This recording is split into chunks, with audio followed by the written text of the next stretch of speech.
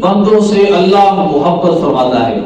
اور 3 بندے ایسے ہیں جن سے اللہ نفرت کرتا ہے، یعنی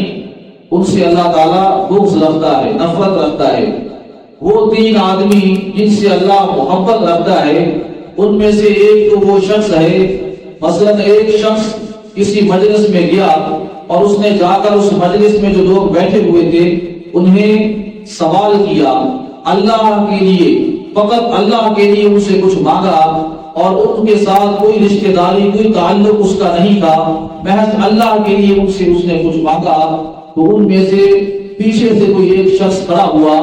اور اس نے خفیہ طور پر اسے صدقہ دے دیا،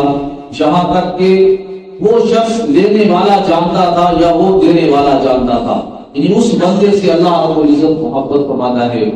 اور دوسرا وہ شخص ہے جو کسی قافلے میں ہو اور قافلہ رات کے وقت کہیں بھی ٹہل جائے تو اس وقت وہ شخص، لوگ سو جائیں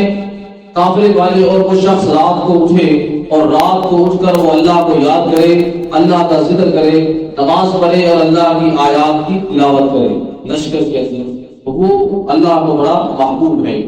اور تیسرا وہ شخص جو